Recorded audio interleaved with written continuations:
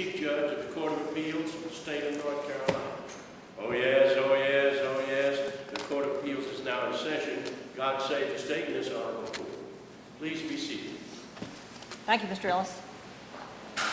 Good afternoon. Welcome to the North Carolina Court of Appeals. We have one case for oral argument this afternoon. Case of the North Carolina State Bar versus David C. Sutton.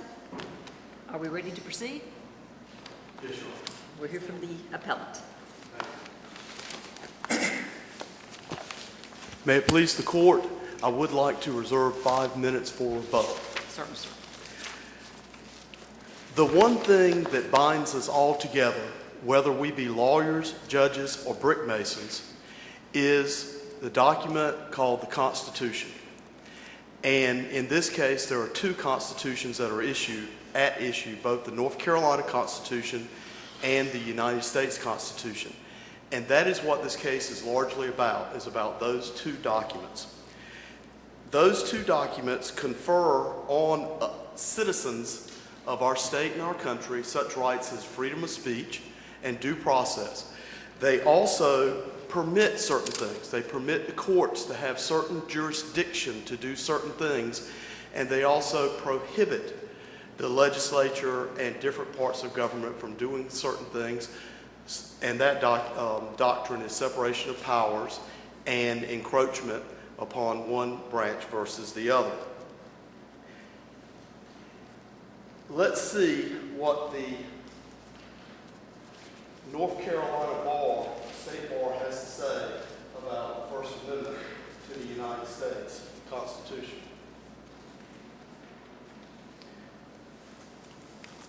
I'm showing the court right now page 529 from the record on appeal, and I will point your attention to, I'm trying to zoom this in. What, if any, freedom of speech rights does the State Bar say that attorneys have outside a courtroom, and list all such authority for that position/opinion? Answer. Objection. Plaintiff objects to this interrogatory on the grounds that it is vague and ambiguous, calls for the mental impressions and legal opinions of plaintiff's counsel, impermissibly seeks to obtain work product by requiring the plaintiff to perform, and you can read the rest of it. My argument eliminates the need to go there if, in fact, my position is correct. The first thing you should do in any case, and I submit that's the first thing that we should do as well, is to determine whether or not the entity that issued this order of discipline, which is on appeal, had the authority to do what it did. So the first thing we need to do is look to see who brought this action. And that would be the North Carolina State Bar brought this action. This is also from the record. The page number would be in the part that's black, but you can't see it, but it is from the record. And I draw your attention to the point where it says the bar is self-regulating, receives no taxpayer funding. It's not in competition with other entities for legislative appropriations, and its independence fosters an independent bar where self-governed lawyers have the freedom to represent their clients effectively. So this is the bar saying that it's really not in any part of government. And I'm sorry, sir, you said that came from what location? This document. Yes, sir. It's from the record. It was something the bar published. It's attached to one of the motions. It's in the record on appeal. If that was your question, Your Honor? Yes, sir. Okay, I'm sorry. Where it's black is where the page number is, and I can get that for you later. No, but, sir, that's fine. I just want to make certain there's no. in the very next page as well, and I can tell you, it's around 1440 to 1450 because of the page I'm getting ready to show. Then the bar says it is more than a government agency. And it goes on to say how its new headquarters stands as a testament to the vital role. It will be consonant with the State Bar's tradition of dignity and independence, and will evince a commitment to the ideal that professional self-regulation is good government now and always. Now, this was attached to a motion in the record, and this was the next attachment. It was something produced by the Administrative Office of Courts, the judicial system in North Carolina, and it says it's done by the Office of Court. The reason that this is important is because it lists all the different entities which are in the judicial branch. And then it relates some that are related, and as you see, I've highlighted for you the Judicial Standards Commission. The Judicial Standards Commission has a specific reference, doesn't name it, but it says the legislature can form this entity in Article 4, Section 17 of the North Carolina Constitution, which is not so at the bar. Now we go to the next page of that same document, also from the Record on Appeal. You can see that it says related entities, agencies not under the judicial branch, and that is the North Carolina State Bar. So the court say that it's not in the judicial branch. What is the bar, and what does it say it has jurisdiction over? Well, the bar claims it has jurisdiction over every lawyer and every judge and every citizen that it deems to be practicing law without a license. I addressed briefly the First Amendment, but I said that my argument is that we won't have to address it if my position is correct. The bar contends in its answer brief that the Disciplinary Hearing Commission has jurisdiction to adjudicate constitutional issues. If it does not, and the appellant's position is that it does not, then our inquiry can really end right here. How the First Amendment would apply to the particular facts of it are not relevant if they couldn't do so regardless, and the appellant's position also they didn't in either event. The bar says they inherently did so. The point is we could stop right here.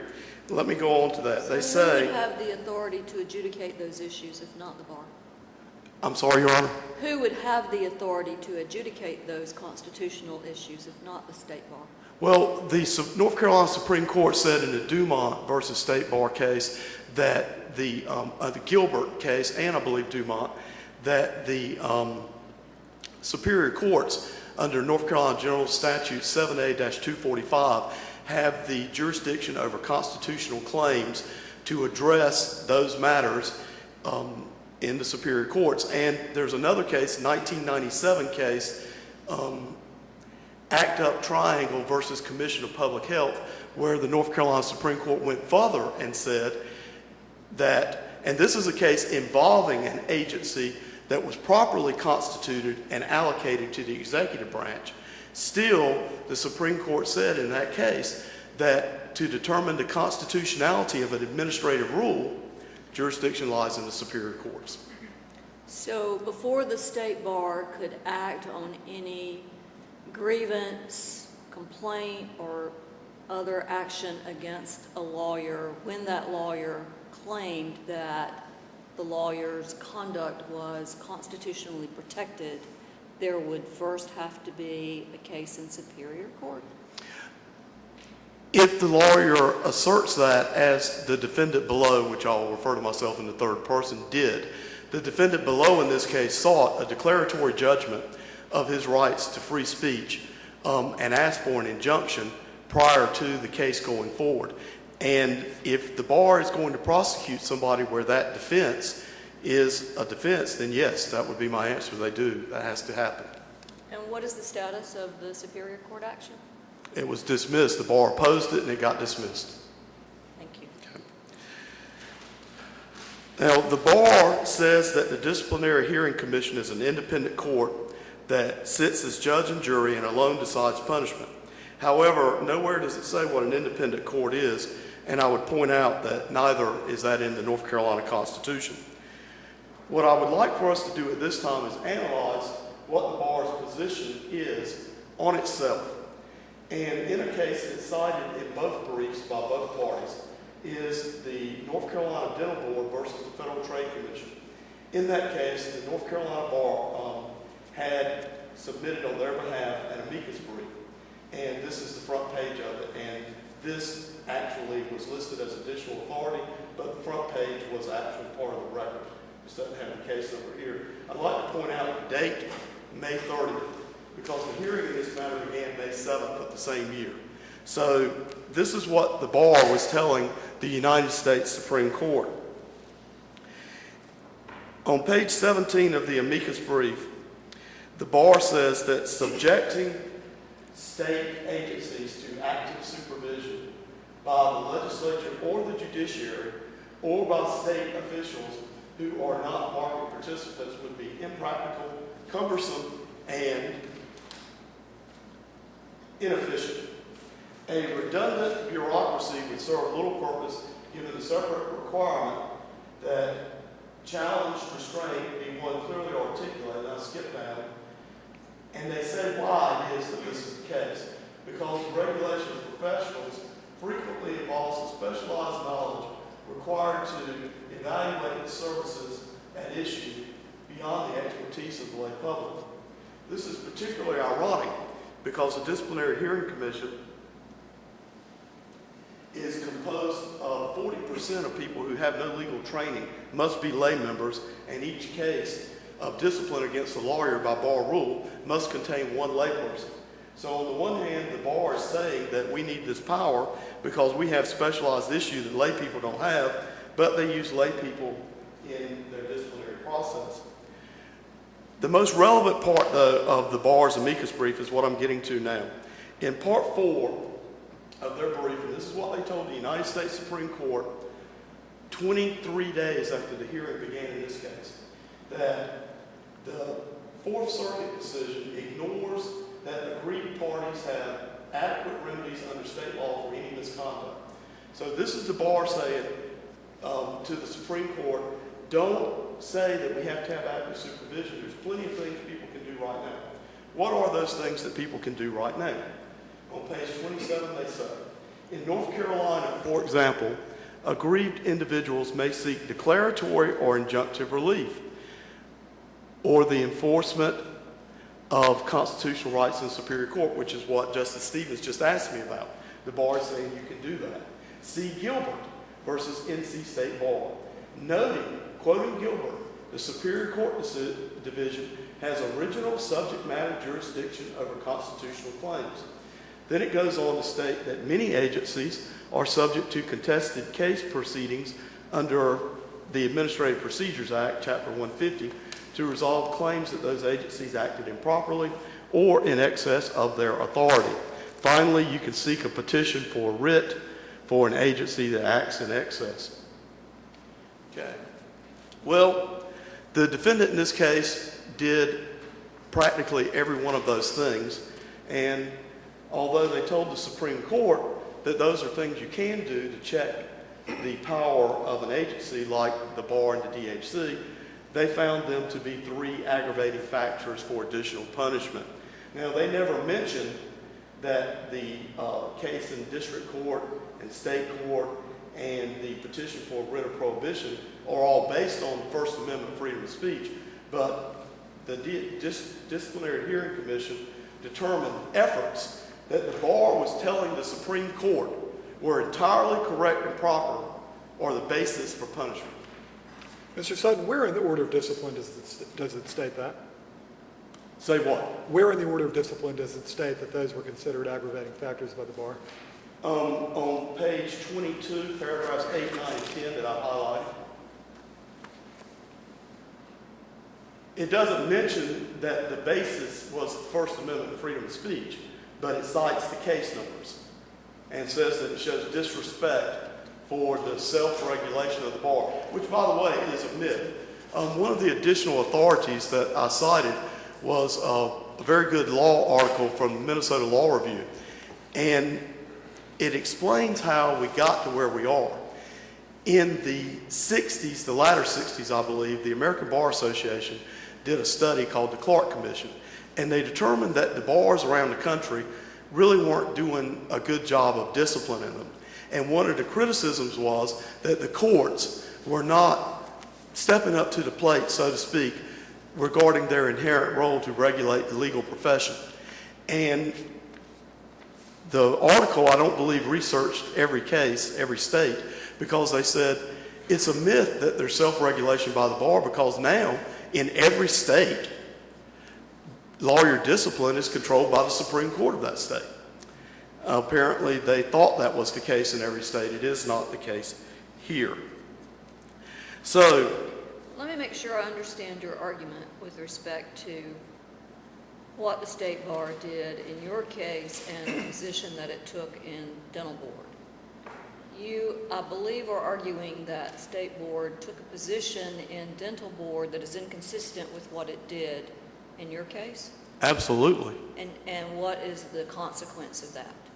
The consequence is because the State Bar successfully opposed my efforts to do what they said you could do to the Supreme Court, is that the defendant, myself's law license was taken for nigh 18 months without an adjudication of those rights.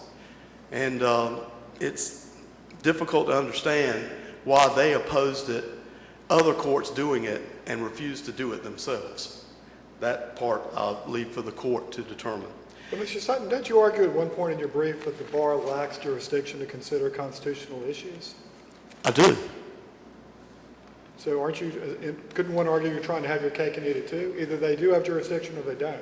No, I'll be quite frank with you. This was and didn't all hit at one time.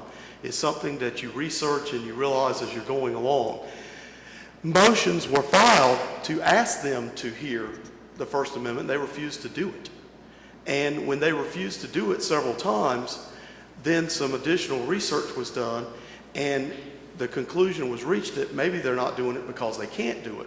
Been nice if they would have said that.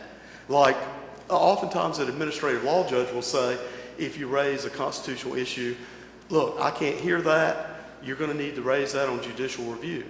But you don't have that opportunity when it's the bar because the Administrative Procedures Act doesn't apply. Does that answer your question, Your Honor? Well, at one point in your brief, you argue they lack the jurisdiction to consider constitutional arguments, but in another part of your brief, you take them to task for failing to make specific conclusions of law on those same constitutional arguments. And it just seems to me those 2 points are a little bit inconsistent. Well, the bar is saying they do have authority and that they ruled inherently. So I don't know how the court's going to come down on it, so I didn't think I could ignore the issue. So I simply say, had they ruled and had they the authority, then they have the mandate to do findings of fact and conclusions of law, which they also didn't do. So I'm not conceding for the moment that they had it. I won't mislead the court into saying that that was a position known from day one. It was a position that evolved. So, and this is how it evolved. The defendant filed a motion to dismiss. The date's not on it. It is from the record.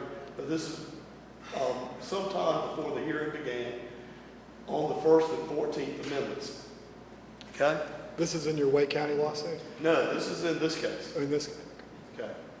And it was raised below. And here's the order. Now, if you have time to read it all, you'll note that the order does not say that First Amendment was even part of the motion that's denied. There's nowhere in it, just says denied. You have to go back and look at the date on the motion to see if the First Amendment was raised.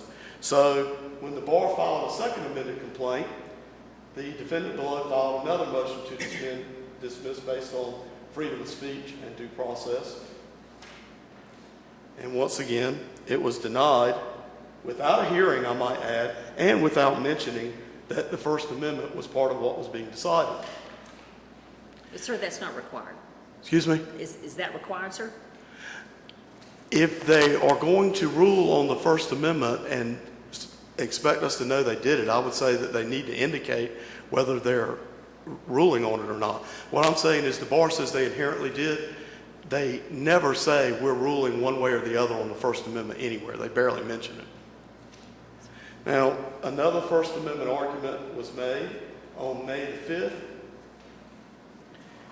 and they asked for the the disciplinary hearing counsel asked for, if you can see that footnote, they asked both parties to brief them on the First Amendment at closing argument for the end of phase one. And yet, even though if you search it on your computer, you'll see First Amendment comes up about 60 times in free speech, but not once does it come up in the order. Now, after the federal court dismissed the attempted stay and declaration of rights, and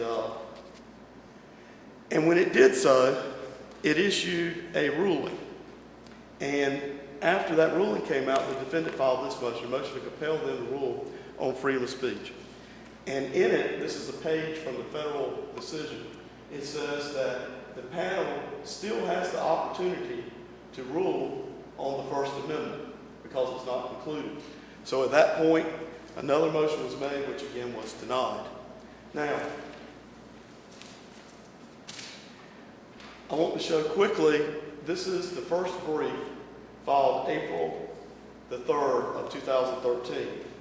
Here is a signature that in no ways indicates that it is an electronic stamp or copy or what have you. They did an amended complaint a few days later, which contained a minor correction. They changed something from an Inc. to an LLC. It was perfectly permissible for them to do that. But then they did something they're not permitted to do.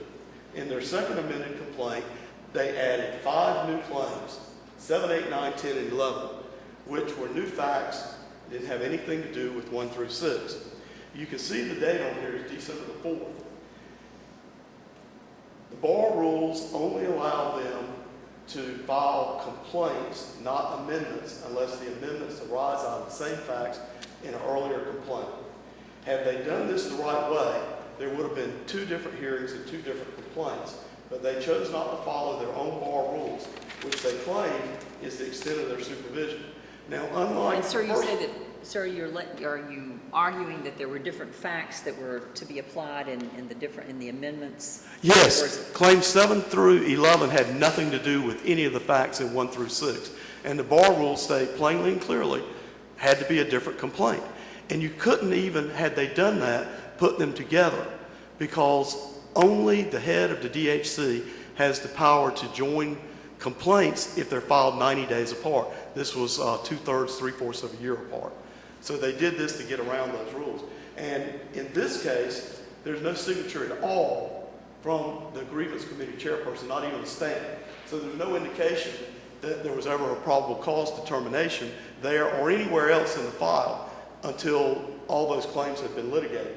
But wasn't there an affidavit that was filed later from Margaret Hunt addressing that issue? That affidavit was not filed until after the phase 1 ended and they already found all those complaints were valid.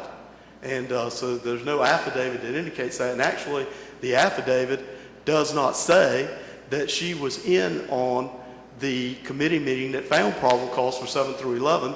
And in her testimony, Margaret Hunt says she doesn't know if the person who did ultimately sign it was involved in that grievance committee or not. Because the bar, as a matter of convenience, has divided their grievance committees up into 3 subcommittees.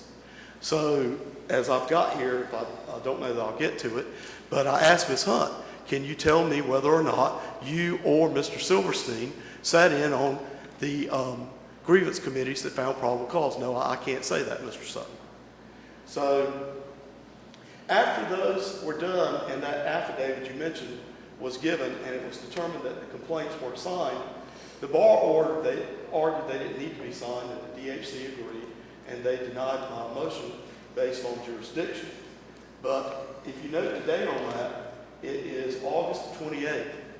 About 21 days later, the bar walked in the courtroom with new complaints where you can see you have 2 date stamps on it over 500 days apart. And the former grievance chairperson signed a nunc pro tunc, which is something that heretofore I thought only judges could do.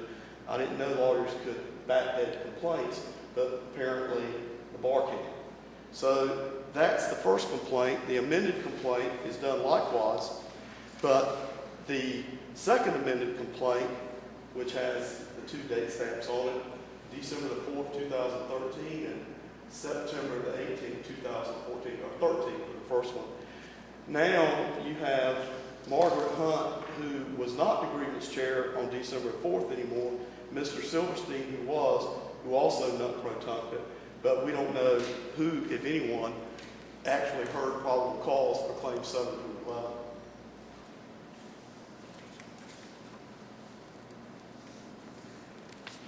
I think, is my time, my 25 minutes? Sir, at 1:30, you will have 5 minutes left. Oh, at 1:30 I'll have 5 Yes. minutes left. Okay, thank you very So much. you've got about 6 minutes left. Okay, now, to go back to the order I would like to draw your attention to paragraph number 1, additional findings. The DHC says they have subject matter jurisdiction, but they don't mention any of this. Not one finding is made about the signing, the lack of signing, the having them brought back up. I mean, how do they even get in the file with 2 different file stamps? Motion after motion was made citing the bar rules, stating that these various different complaints, the way they were filed, the way they were amended, they violate their own rules. The bar claims at some point that it has some supervision because the Supreme Court can reject their proposed bar rules. But what authority is that if the bar can reject it? The bar says it doesn't need to follow the specific rule on amending complaints because there's a general rule in the Rule of Civil Procedure that allows individual citizens to liberally amend complaints. Well, the law is clear that where a specific rule is enacted, that's what applies over the general. But the bar says no, they get to pick and choose. And because they get to pick and choose, amendments, they say, don't have to be signed by the grievance committee. So 7, 8, 9, 10, and 11 claims, which they deem to be just an amendment, which they don't have the power to do, don't need to be signed. So the only check that a lawyer or judge or anyone else charged with discipline has that the probable cause committee found probable cause is simply not there. Now, this court ruled in Braswell that the DHC does not obtain jurisdiction until probable cause is determined by the committee and a formal complaint is filed. Well, the defendant below subpoenaed the records of the probable cause committee to see if in fact they met, had a quorum, what they determined. Those subpoenas were all quashed. So without the signature, and even now with the signature, that doesn't say that he sat in on any committee meeting. There's absolutely no way to know it. Due to time, I'm not going to go through it, but Margaret Hunt testified under oath that she didn't sign the complaints in this case and never signed one during the entire time that she was the committee chairperson of the grievance committee. And that she gave her authority to sign the complaints to the prosecutor, Mary Winstead in this case. That's the equivalent of having a grand jury foreperson in a proceeding give their authority to sign the indictment to the district attorney. It's the only check that a lawyer has that somebody's looked at it before the bar does it. Your Honor, the last thing I want to get into is... Mr. Sutton, if you want to have about three minutes or so, you might want to stop, sir. Excuse me? If you want to have 3 minutes in rebuttal, sir, you might want to stop. I'll stop now. Thank you. Thank you. Hear from the appellate, sorry.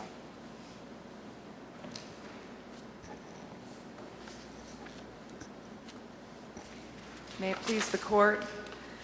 My name is Carmen Bannon. I'm here today with my co-counsel David Johnson on behalf of the North Carolina State Bar. I appreciate the opportunity to talk with you all about this case because it raises fundamental questions about who we are as a profession and about the privileges and obligations that are inherent in being members of the bar. The issues in this case are best understood by keeping in mind that lawyers are not legal mercenaries for their clients. They are officers of the court first and foremost. And in that capacity, they're integral actors in one of the central government functions, which is administering justice. Just by way of forecast, my intent is to address the appellant's First Amendment arguments and some of the arguments that have been framed as matters of due process, but really my primary purpose here today is to answer any questions that the court may have about this case. Well, Ms. Bannon, let me make certain that I understand what is going on here. It seems to me that Mr. Sutton's position is that all of the incidents on which the State Bar based its decision to punish him, to use the term that's used throughout the briefs, for misconduct is protected for speech, free speech, First Amendment rights. So if that is this case, I'd like to hear the State Bar's response to that. Yes, Your Honor. That's exactly where I wanted to start. First of all, some of the conduct for which the appellant was disciplined is not protected speech at all. For example, false statements. There were several rule violations where Mr. Sutton was found to have engaged in misrepresentation or made false statements. There is no First Amendment protection for false statements. Similarly, in several cases in both the Fourth Circuit and in this court, we have the proposition that harassment is not speech. Mr. Sutton was found to, on multiple occasions, have violated Rule 4.4a, which prohibits lawyers from using means that have no substantial purpose other than to embarrass or burden a third party. The State Bar submits that Rule 4.4 is essentially the legal profession's anti-harassment rule. That's the purpose of that rule. So we would take the position that much of Mr. Sutton's conduct is not protected at all because it is harassment. I would point you also to the U.S. Supreme Court's language, which was cited in Chaplinsky, which is in the brief, that resorts to epithets or personal abuse is not in any proper sense communication of information or opinion safeguarded by the Constitution. So for a number of the instances that are at issue here, the State Bar contends that there is no First Amendment protection because it falls into one of those two categories. However, in the remaining instances where there may arguably be protected speech involved, that's not the end of the inquiry. The inquiry then becomes what kind of constitutional scrutiny needs to be applied here, and what are the government interests, and are these rules appropriately tailored to address them? So, Well, and in that regard, is that a decision that the State Bar makes, or do you have to wait for a superior court to rule before you can proceed? well, the Disciplinary Hearing Commission made its determination in this case, as evidenced by one of the conclusions of law, that neither the prosecution nor the adjudication of these rule violations violated Mr. Sutton's constitutional rights. So it made that determination. And where specifically in the record can you point to that?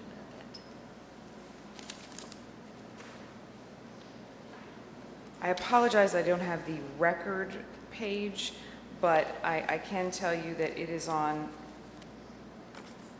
pages 17 and 18 of the Order of Discipline. Thank you. It made both of those conclusions. I would note that because Mr. Sutton raised the free speech issue as a defense, it was his burden to come forward and persuade the Disciplinary Hearing Commission that any of the rules as applied to him were unconstitutional. And the Hearing Commission wasn't required to articulate in detail the ways in which he failed to meet his burden. It simply was required to reach the dispositive conclusion and then move on to the primary issues between the parties. Ms. Bannon, Mr. Sutton filed lawsuits in both Wake County Superior Court and the Eastern District of North Carolina, correct? Yes, sir. And in his lawsuits, in both, I believe, in his complaints, he raised some of the same constitutional issues that he's asserting here, correct? Yes, Your Honor. Now, I've read the Judge Britt's opinion in the Eastern District case. I did not see in the record the order from the Wake County case. Is it in there and I just missed it? Honestly, I'm unaware. If it is in the record, it would have been introduced by Mr. Sutton. The State Bar did not offer that litigation into evidence. Okay. Was it, well, I'm just asking you, was it decided under Rule 12b-6? That is my recollection. Yes, sir. It may have been, there may have been 12b-1 also, but again, I was involved primarily in this case, and the ancillary litigation was handled by other attorneys. And my understanding from the records and the briefs is that the Wake County Superior Court's order became a final judgment because the appeal was never perfected. Yes, sir, that is correct. So why is the State Bar not arguing collateral estoppel on some of these constitutional issues?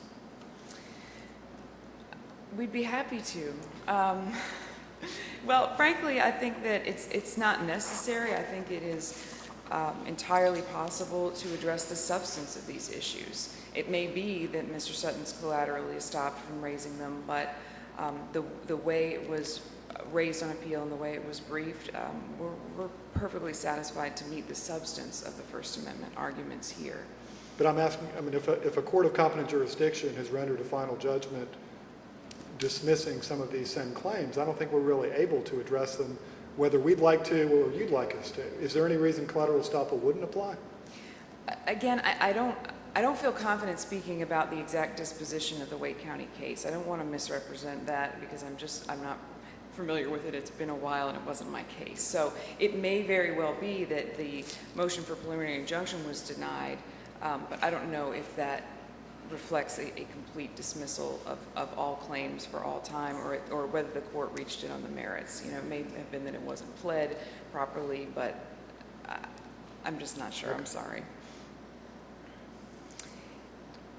Well, let me ask you one more thing. In Yes, response sir. to Mr. Sutton's argument regarding in the disciplinary section of the order of discipline, it does reference the fact that these lawsuits were filed. What's your response to his argument that the listing of the fact that the lawsuits were filed by him in this context suggests that the bar was penalizing him for exercising his First Amendment rights to petition the courts? Well, first I would point out that the document that Mr. Sutton offered, in which the state bar indicated that there are these alternate mechanisms for review, that was the amicus brief of the state bar. The findings in the order are the findings of the Disciplinary Hearing Commission, so they're not actually inconsistent in any way as between a single actor. But in addition, Mr. Sutton's ancillary litigation, all of them amounted to collateral attacks on the DHC proceedings, and that is different than what was contemplated in the authorities that he referenced. Let's see, to include the Act Up Triangle case and General Statute 78245. Those cases stand for the proposition that if the primary issue is a constitutional question, then it is appropriate to bring the proceeding in superior court.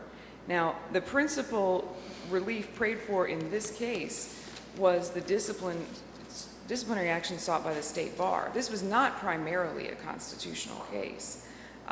So those proceedings constituted repeated collateral attacks and efforts to enjoin the hearing commission from hearing this disciplinary case. Well, if the subject of a disciplinary proceeding has a genuine good faith belief that the bar has exceeded its authority, and violated the Constitution in some manner, what is that person's appropriate course of action? I believe it would be a petition for a writ from this court, which Mr. Sutton did petition for on several, both during the pendency of the proceedings and after they were concluded, seeking a stay. So that he availed himself of that remedy. He was just unsuccessful. To the exclusion of a lawsuit in either federal or state court raising those constitutional issues? During the pendency of the hearing commission proceedings, those types of lawsuits are almost universally dismissed as collateral attacks. Because these issues can be addressed in the DHC and can be reviewed by this court, the courts are not going to intervene, essentially, in an ongoing proceeding. What exactly is there for us to review? As you told Judge Stevens a few minutes ago, there was a one-line sentence in the order of discipline basically saying there was no constitutional violation. That's really not much for us to review, is it? It's really all that's required, particularly because this court is considering the question from scratch. I mean, this is a de novo review. So based on the facts that were found and the conclusions that were reached, this court can address the First Amendment issues that the appellant has raised. The required conclusions of law in an order are just those conclusions that are dispositive as to the issues between the parties. There is no requirement that the trial tribunal recite in detail the reasoning that it may have applied in concluding that the defendant has not persuaded them of his defense. So we apply the whole record test to determine whether the DHC's findings are supported by substantial evidence in the record. And Yes, then Your we Honor. conduct a de novo review as to whether its conclusions that there was no constitutional violation is correct. Yes, Your Honor. And I would note that there are actually very few challenged findings of fact in this case. Under your argument, are there any limits on the jurisdiction of the DHC to adjudicate constitutional issues that are raised by a defendant in a disciplinary proceeding? Not that I'm aware of, no. I believe that if the challenges are, as in this case, as applied challenges to what is happening to that defendant in that proceeding, the DHC is able to adjudicate them and in fact is in the best position to do so at that time, subject, of course, to review by this court. Well, as Mr. Sutton points out in his brief, neither the State Bar nor the DHC is a court for constitutional purposes. So where does that jurisdiction originate? In the general statutes, the enabling statute for the Disciplinary Hearing Commission, which provides them jurisdiction over disciplinary matters, I submit that in order to adjudicate the disciplinary matters over which it has jurisdiction, it has to be able to address these questions of law that relate to the proceedings. As Judge Stevens asked earlier, the alternative would be to suggest that in every case where a defendant just threw out the concept of due process or free speech or something constitutional, then all of a sudden we have to stop. We have to go over to Superior Court. We have to get some sort of declaratory judgment as to this rule applied to this defendant and then come back to the Hearing Commission. And that level of inefficiency, I submit, is surely not what the legislature intended when it created the Hearing Commission. Wouldn't the burden be on the defendant, the one making the argument, to go out and seek a court order? It might be, but if the position that Mr. Sutton is advancing were correct, it would seem that a defendant would be entitled to do that, and the State Bar does not concur with that analysis. In fact, we've had several decisions from this court addressing the fact that the DHC did rule on constitutional issues. I believe Judge Stevens' opinion in the Hunter case, I know it's unpublished, but it addressed that issue, constitutional issues, free speech issues that were determined by the DHC.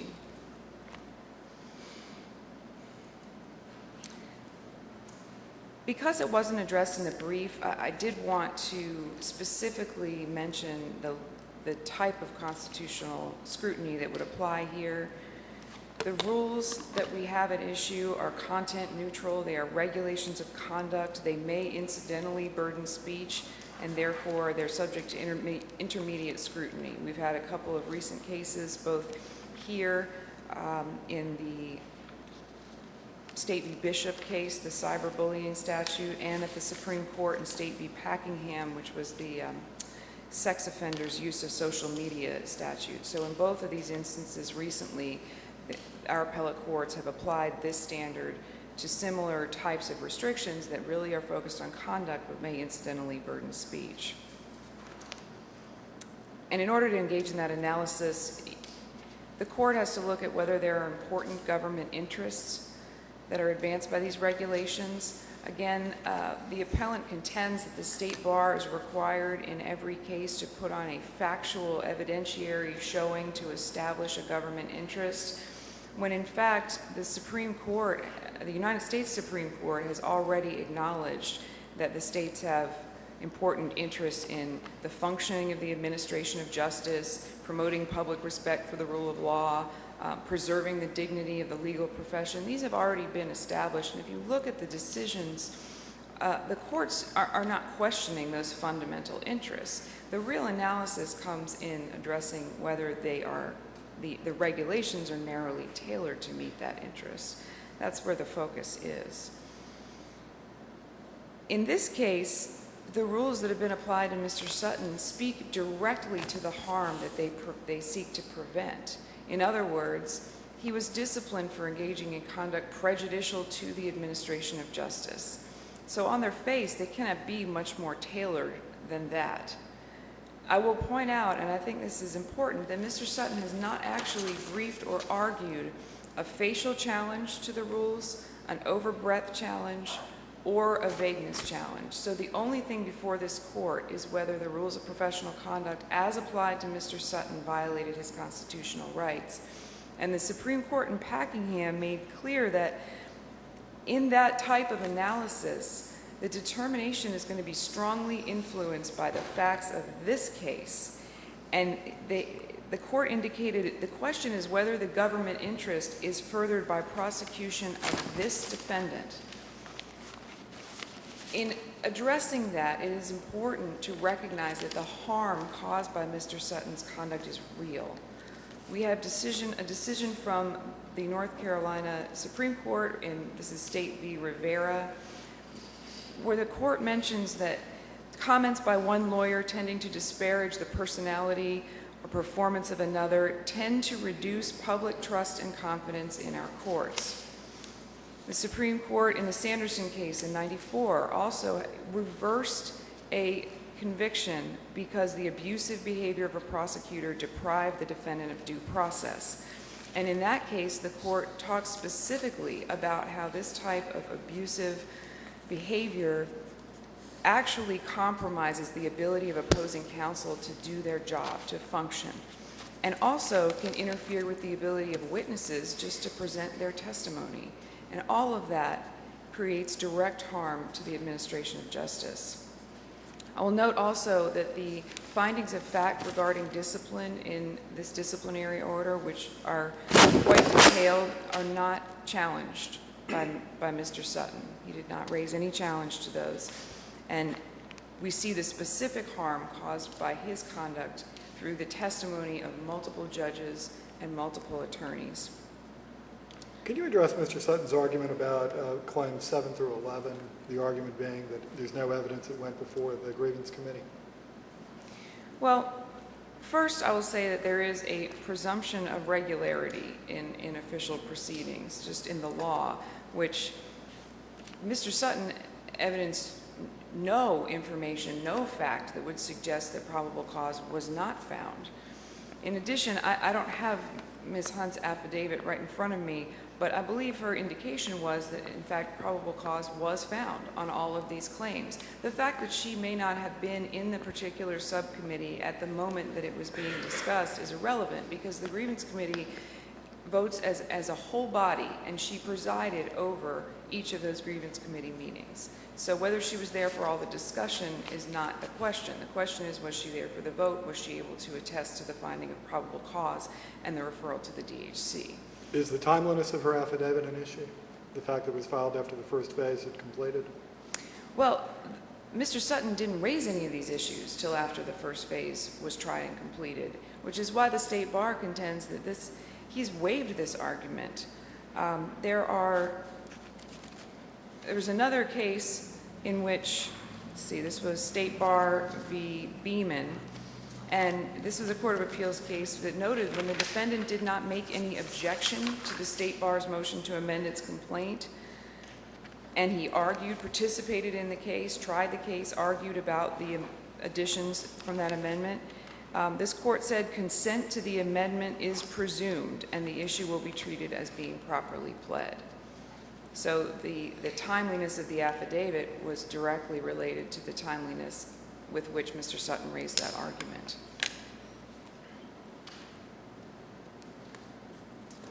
I would like to address briefly Mr. Sutton's contention that he didn't have adequate notice of certain information that was introduced in Phase 2 of these disciplinary proceedings. Mr. Sutton frames this as an issue of aggravating factors. First of all, there are no aggravating or mitigating factors denominated as such in these proceedings. There is a list of things that have historically been considered by the hearing commission in determining how much harm a lawyer has caused and how much risk of future harm a lawyer poses. And that is the list to which Mr. Sutton's argument refers. He had notice of the charges. He had the DHC complaints. Those were the charges. And the case that he offers of NRE Ruffalo is distinguishable in that that was a lawyer who was disciplined for rule violations of which he did not have notice, and that's not this case. We're talking about a situation where the DHC, in every case, considers that list of factors. Whether the parties argue them or not, there is no burden of proof on the state bar to prove any of those factors. The DHC will be considering them, and all defendants have notice of that because it's published right there in the procedural rules. Mr. Sutton was given in discovery all of the documents that were introduced by the state bar and a list of topics that we expected testimony about. What he wasn't given was counsel's argument about how that evidence might relate to these factors that would be considered by the DHC.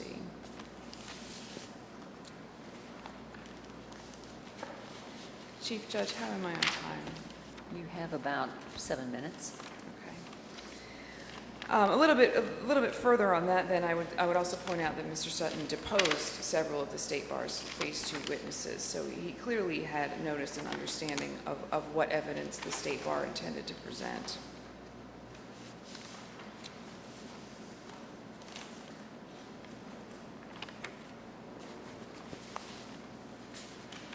Let me ask you about the administrative fees that were assessed. I think it was $35,000.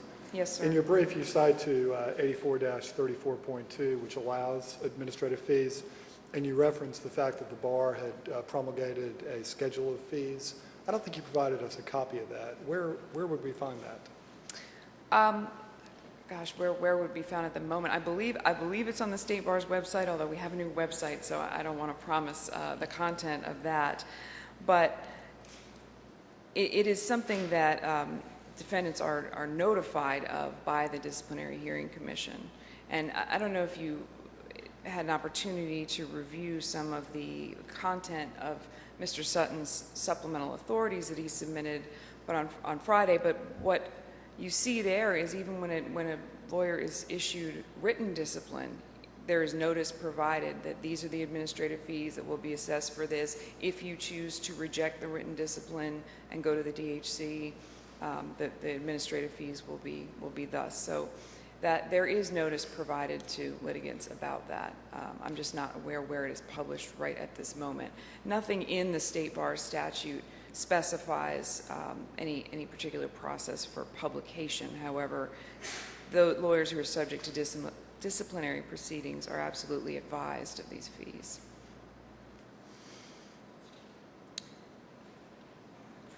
I would like to talk briefly about the argument about the constitutionality of the state bar and the Disciplinary Hearing Commission.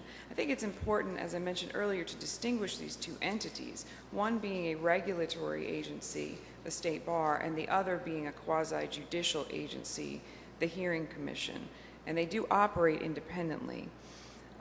In the brief, Mr. Sutton contended that certain sections of the Constitution actually precluded this arrangement in that the DHC was not allocated to any of the executive branch departments. That's simply not what the Constitution says, as indicated in our brief. And I would also like to respond to some of what has been said about the dental board case. The dental board case was an antitrust litigation.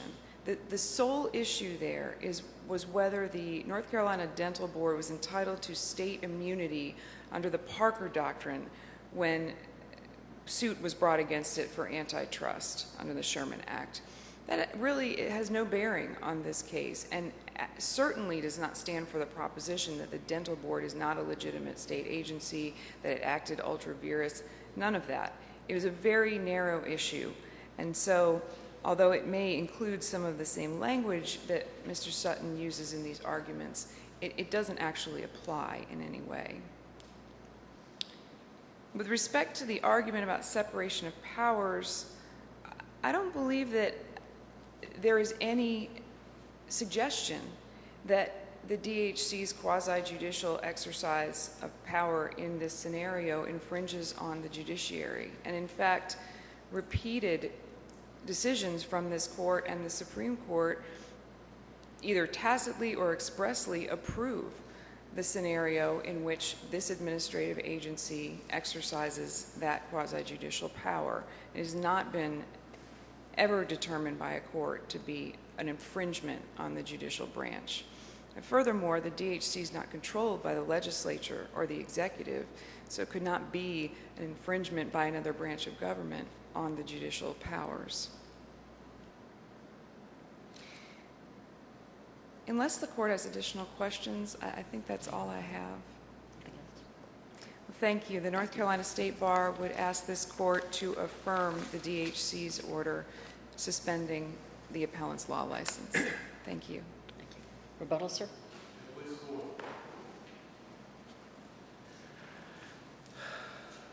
This is the document and all the explanation that came with it. Was $35,000. So if they were a state agency, apparently every court gets to charge $21,000 or however how many days it was. But that's in there. It doesn't even say what the per day charge is. Court reporter fees, $35,000 for using the building. They don't give you any option to use. The reason they can do that is why the dental board case was cited. Counsel was quite correct. The United States Supreme Court was not litigating the constitutionality of the North Carolina Dental Board.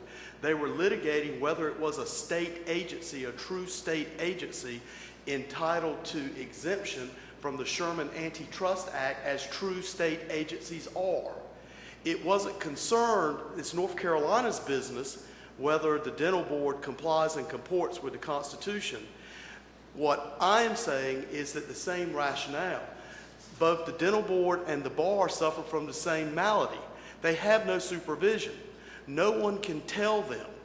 If what I listened to the bar saying a while ago is that the same thing that order says. Well, Mr. Sutton could petition to the court and Mr. Sutton could petition to Wake, but if he didn't win, that's his fault, not ours. So it's not our duty to see that he has due process. It is their duty to see that everyone who comes before it receives due process. What was the outcome of your lawsuit in Wake County? Was it a 12B6 dismissal? It was dismissed on 12B6 without reason. It just says dismissed due to 12B6, so I don't believe collateral estoppel could ever be an issue in that. And because I don't know why the court granted it. Was an appeal perfected? The appeal was not perfected, but without any factual findings, there can't be any collateral estoppel. And for all I know, he thought that it wasn't ripe for an injunction, so he said, I'm not going to pay any attention to the First Amendment right. He certainly didn't take evidence on it. Was that the only request for relief? Was it an injunction? No, there was injunction, declaratory relief as well in the Wake County action. And But the merits were not reached. It just didn't reach them. Well, Didn't no. reach any of it. Well, you're saying it was a 12B6 order without findings of fact, as is usually the case on a 12B6 order, but that doesn't mean the merits weren't reached. It was a dismissal on the merits.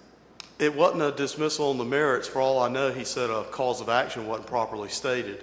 I don't believe, with all due respect, Your Honor, that's a dismissal on the merits. That may be, as counsel said, a pleading error. He didn't specify why.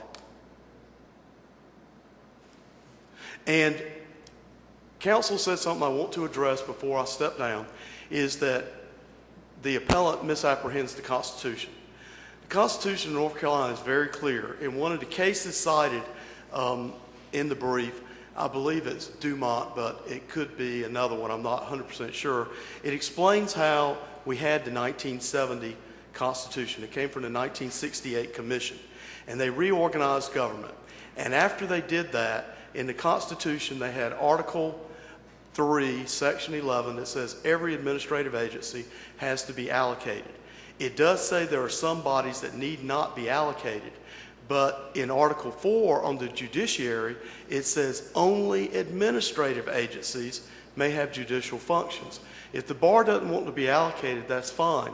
But as they say, they're not in the executive branch, and there's no provision for any agency in the state of North Carolina that is not in the administrative branch of government to exercise any judicial power. They say they act from the state of North Carolina, but I defy the bar, and they have it today, said here's where we are in the Constitution. In closing, I would like to say to the court that I would ask to vacate this. They're without jurisdiction, they act extra-jurisdictionally, they don't have jurisdiction, so there's no point to remand it. When they had the opportunity to make findings and conclusions, they didn't do so. There's not a single word of speech or freedom of First Amendment in a 35-page single-spaced order, and they shouldn't get a chance to do it again. This case does, to a certain extent, hinge on society and civilization because we have that contract, the Constitution. The bar is required to follow it, and we're entitled to receive the benefits of it. In this case, the bar essentially said, it's not our problem that his license is taken, and nobody has yet said how the First Amendment rules or not. Thank you. Thank you. Appreciate both of your arguments. Thank you.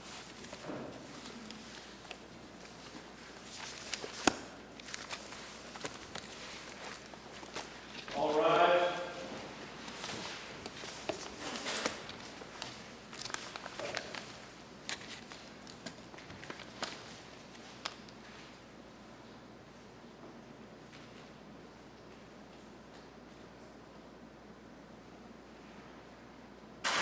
This session of the North Carolina